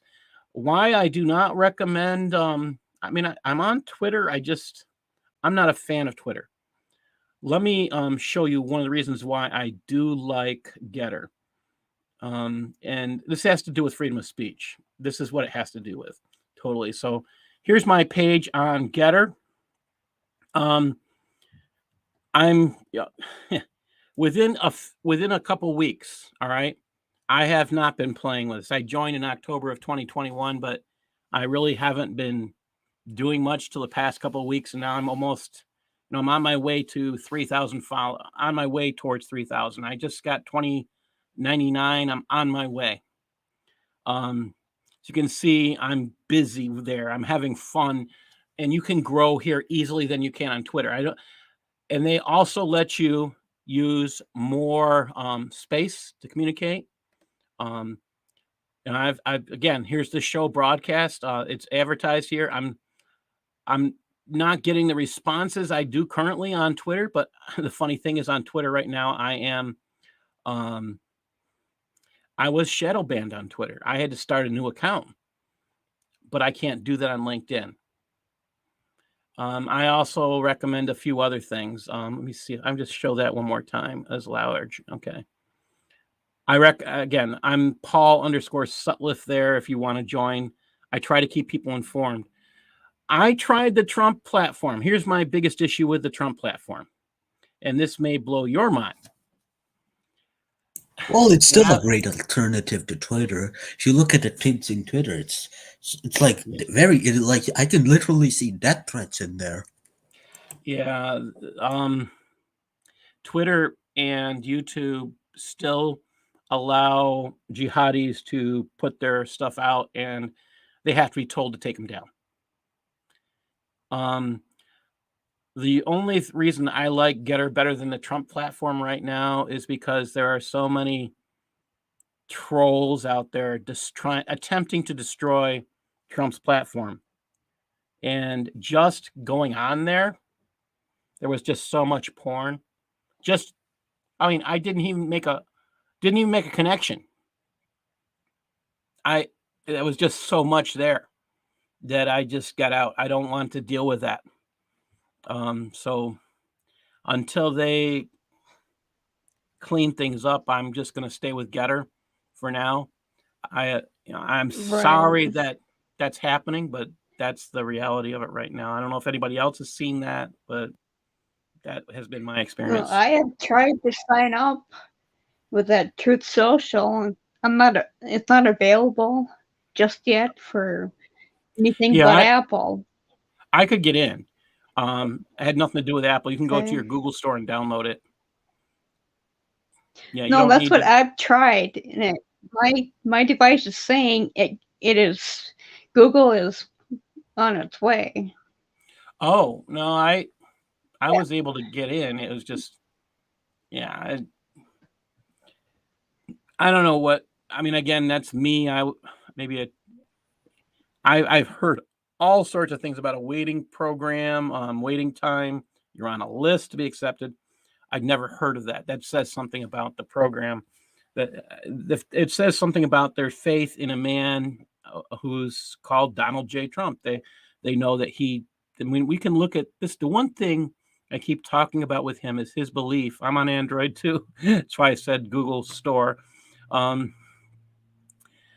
one thing I can say about Trump is that he tries to do what he believes is right. And that to me means everything. When you try to do what you believe. I'm sorry? Yeah, exactly. It's like all these idiots are trying to shut him down, and they're allowing all this ugly crap in. Yeah, it's scary. I mean, I'm looking at. I think freedom of speech has to be something we're willing to fight for. I think the ability to express yourself, the concept of peaceful assembly has to be something you're willing to fight for. And Comment Warrior will know this more than most. Canadians never have had to fight for their freedom. This is the closest they've come. And well, this is also what Ronald Reagan said. Freedom is not a generation away from being extinct. Yeah. Say it again, please. It's yes, one generation. As said by Ronald Reagan, freedom is not a generation away from being extinct. Mm-hmm. It's extremely important. We understand every generation must fight that battle. Every generation. It is extremely important. We have too many that just accept things the way they are. I'm doing the things I'm doing because I can't accept that. I became a federally recognized expert in civilization jihad because I said, I can do that. I can try. I don't, trying and I've written law because I said, I can do that. I mean, that's the freedom of speech we have here. Doesn't mean I need to be a lawyer to write law. I've done it. I'm actually thinking about, Todd Bensman's interview earlier. He gave a suggestion to congressmen that are coming in, that hopefully will be coming in November, what they should do to solve our border crisis. And I'm going to see, as time goes on and I have some free time, I'm going to see if, the guy that I have that's running, and I will share his name, LaRon Singletary. I'm going to say, please, if you Singletary for Congress, I'll put this in the chat room. This guy, LaRon Singletary.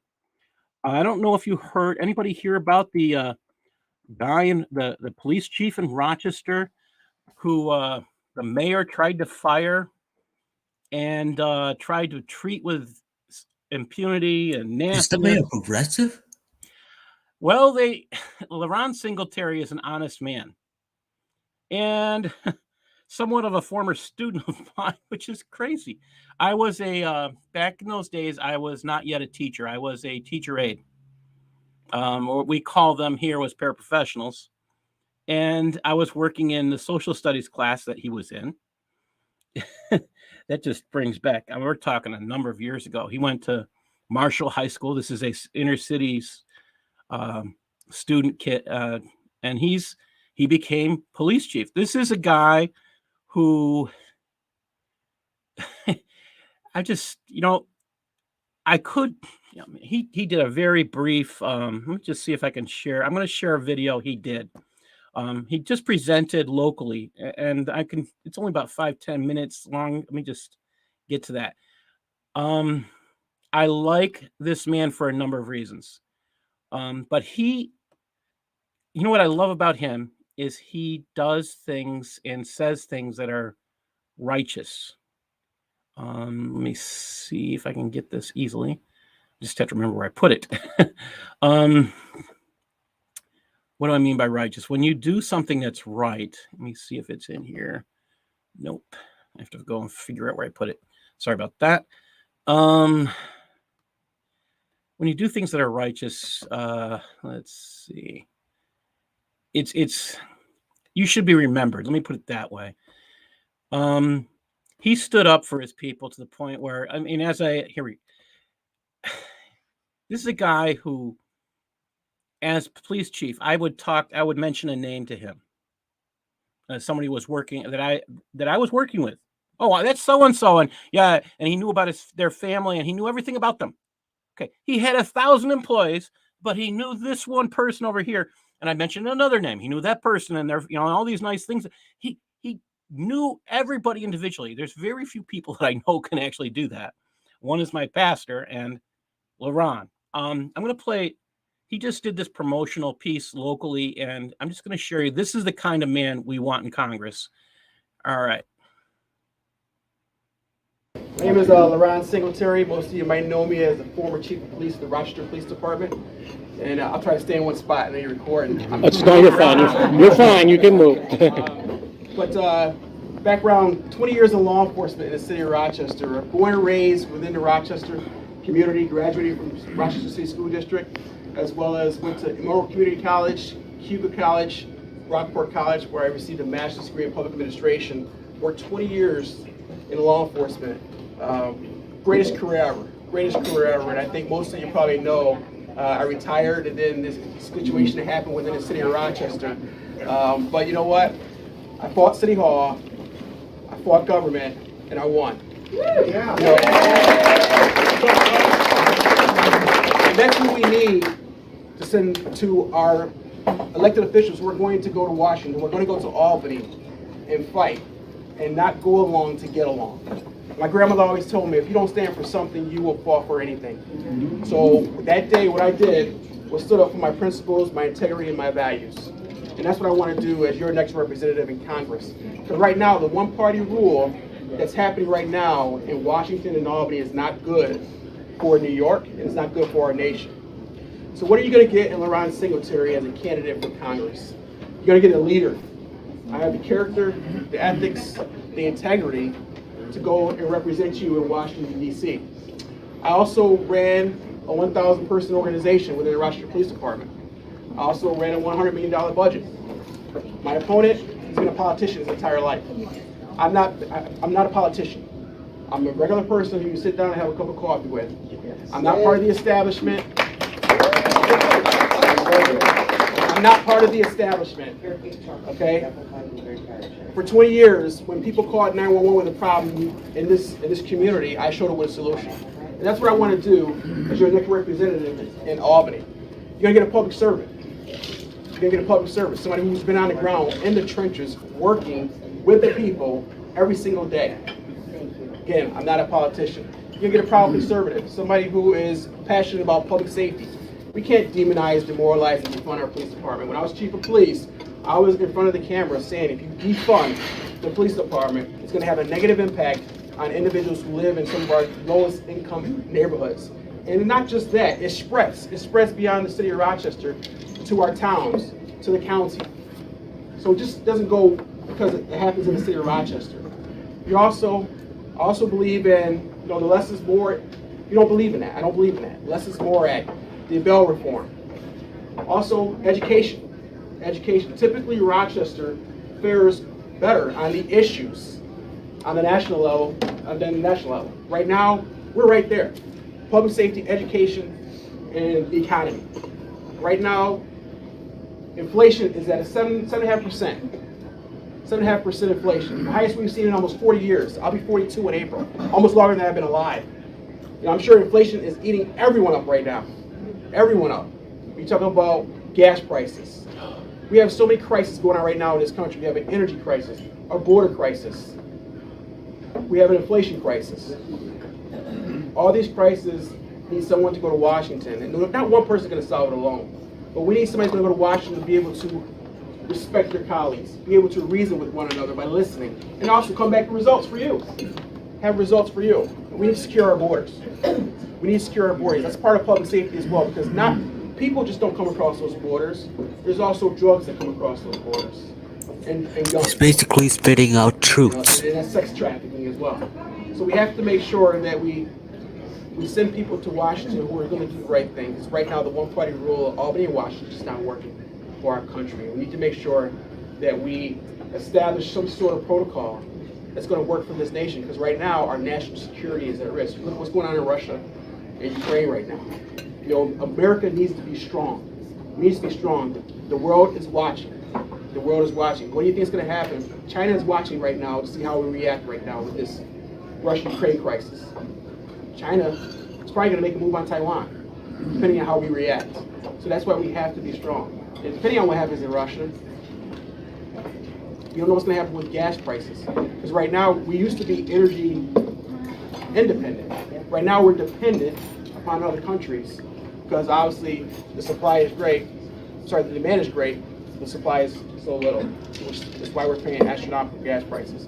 So I can go on and on and on about the issues here, but I want to give my good friend Lynn an opportunity to talk as well. So thank you so much. Now be wrong.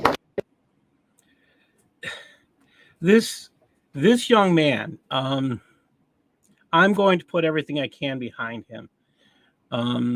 I found his daringness to get out there and do what he believes is right incredibly important.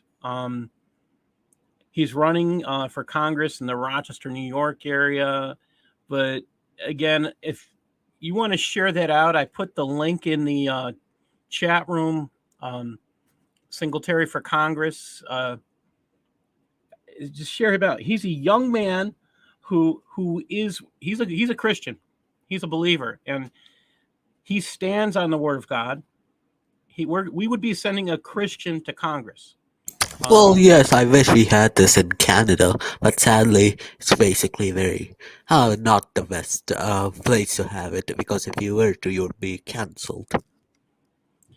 I find I think this is where I think Canadians do some voting. I think they need to do what we have done here, which under Obama, which is now Biden. And for those of you in Canada who don't know what Biden is, it's Obama running Biden. That's it's a tough thing. We see that as a big danger, but we formed a group under Obama called Tea Parties or 9/12 groups or just Patriot groups. And what you just saw was a presentation to a local Patriot group that still exists. They're still popping up. And I think that's what Canada needs to do, start forming their own Patriot groups. They don't have to be a particular party, just their own local party. I mean, their own local group. They don't have to affiliate with anything. Our organization is not anything other than a group of people that get together. Our last meeting was 50 plus people. And it's growing. When people get dissatisfied, they show up. And this is where we're hoping. We had 4 candidates, and I'm only showing you one. My hope is that we can get this information out there. I think the solution, again, is Jesus Christ. Accepting him into your life, sharing him, that is the most important thing. I'm going to offer people something today. As a Christian, I feel like where my life goals are is slightly different than they were a few years ago. Getting the truth out was my biggest goal, and it's still a big goal for me. That's not leaving. But I feel like right now my life goal is to encourage people to grow in Christ. That's my big goal. I'm going to fight to get the truth out till the day I die.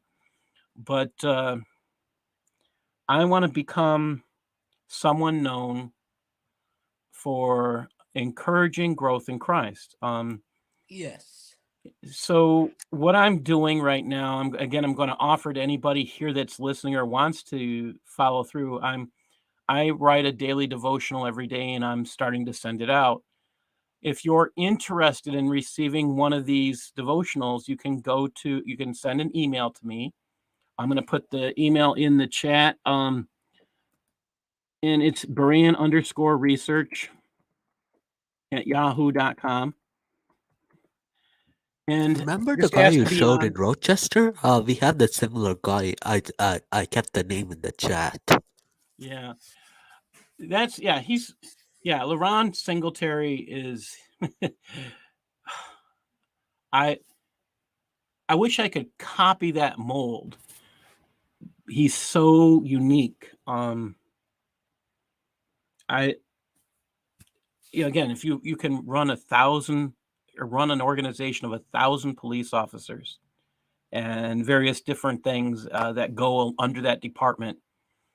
And you can run it so well that every single person, when they say your name, from the lowest person in your organization to the highest person, speaks of you with praise.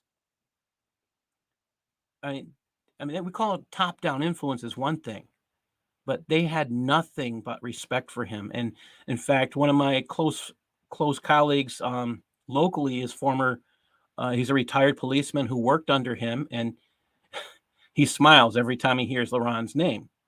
And that says something. I mean, when you're thought of like that, and yet this young man is still young.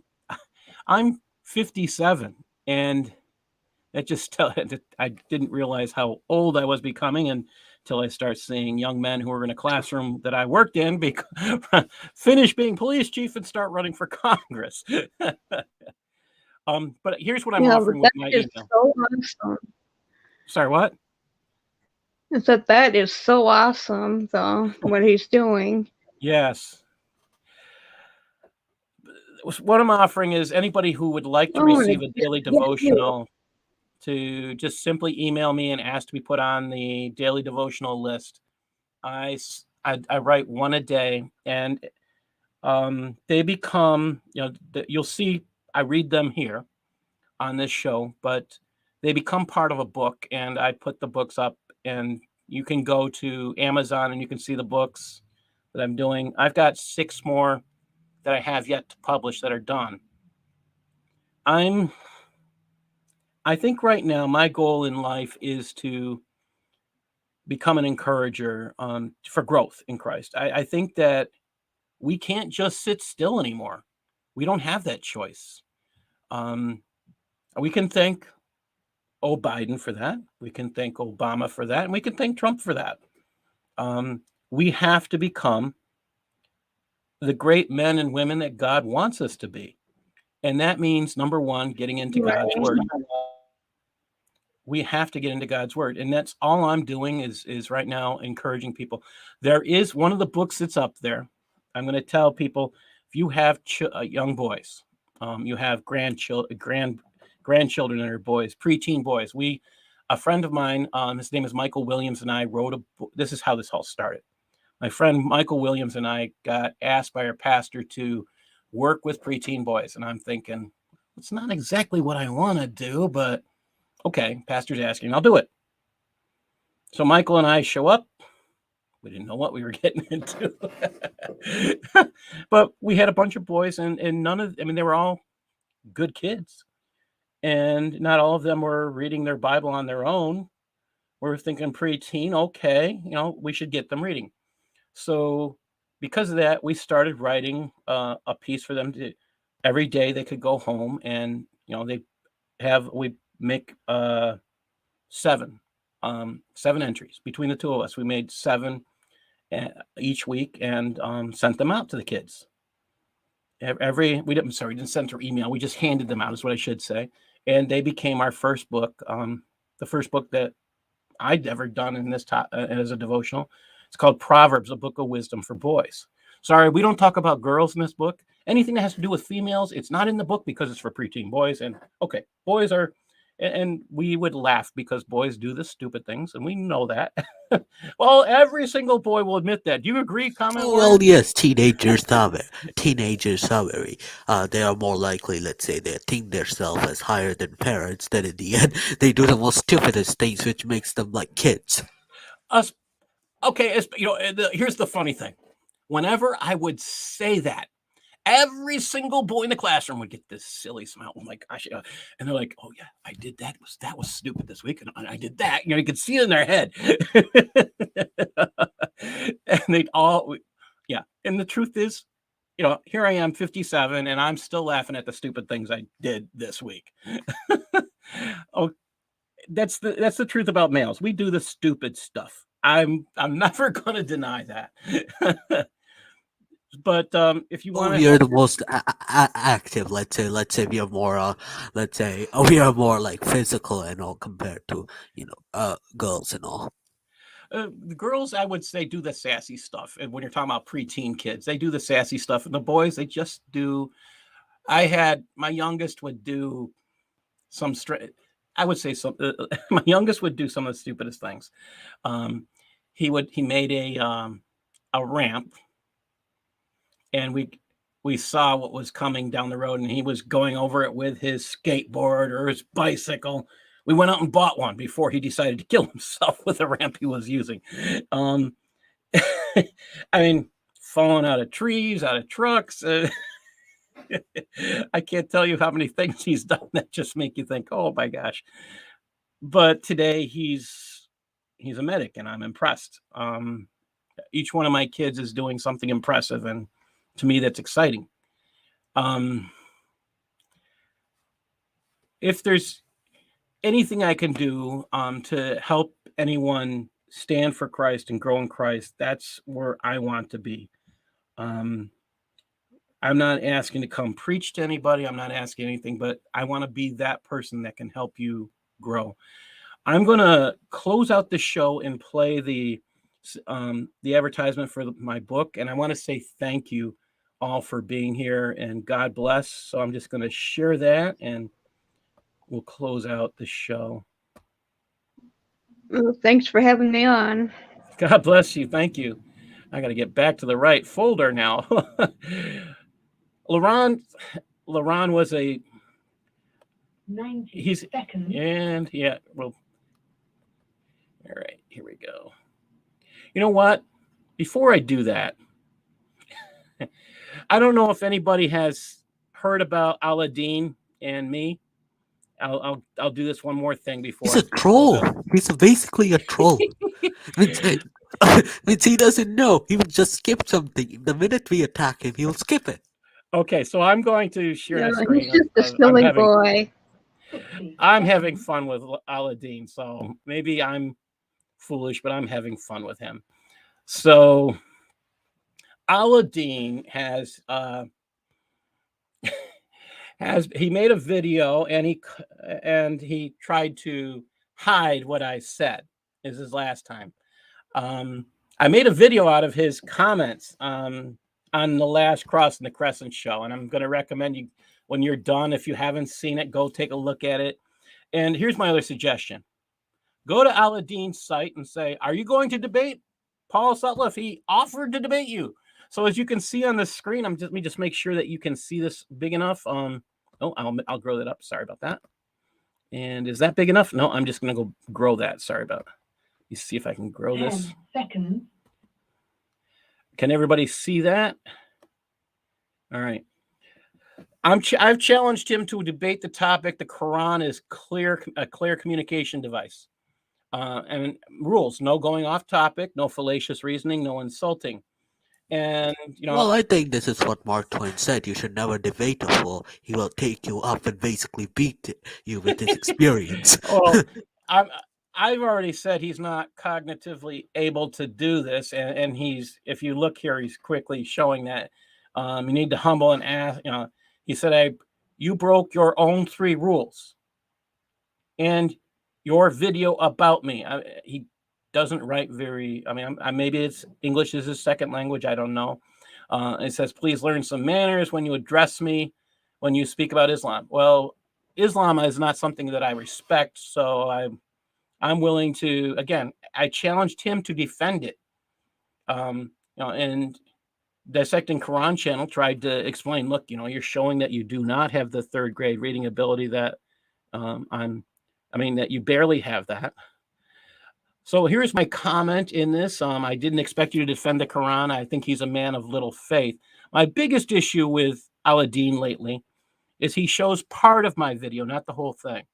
I showed all but maybe 3 or 4 seconds of his video. I wanted everybody to hear him clearly.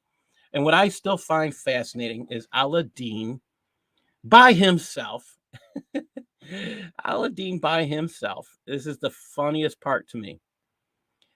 And I'm going to laugh about this for some time. Aladdin, all on his own, proved that the Quran nowhere calls Muhammad a prophet. And, He fudged it, and I show that. He tried to claim I said Muhammad wasn't a messenger, which I never said. And that's called the straw man argument. And if you want to watch that video, you'll get the straw man, lesson on that. But I don't think Aladdin understands these basic principles. I've told him he's not ready to deal with someone who understands logic. But I'll say just go there, leave a note. You've been challenged. Are you man enough to show up and defend your Quran, or do you have so little faith? That's the kind of thing I understand he's a fool. Well, next time when you expose this thing, you now go to the Bible and let's say do the same thing. So here's what so the issue for me is when I look at this, if anybody asked me to debate as a Christian, to say that the Bible is the Word of God, could I, as a believer, say no? What would I be saying if I said no? Well, if he wanted to debate that topic, that's another show. But right now we're talking about, again, he wanted to debate. I offered it to him once before to debate, is the Quran a clear communication device? We could do that with the Bible. Is the Bible a clear communication device? That's an easy one. Yes, it's very clear. And the only time I'd say it isn't totally clear is when you start to read prophecy, because you have to understand history. You have to understand things, and some things that aren't meant to be perfectly clear, because we're not God. We can't. I'm sorry. Prophecy, you can guess, you can estimate, but you can't be perfect in understanding. You can have an approximate, but any day he wants to accept that, I'm willing to accept. I'm going to close out the show with that video. I'm kind of excited that the truth is that we serve the living God, and we have to be the best sources of truth for our children, for our friends, for everyone today, because no one out there is doing that for them. Can we do any less at this point? I say do this for the people in your church.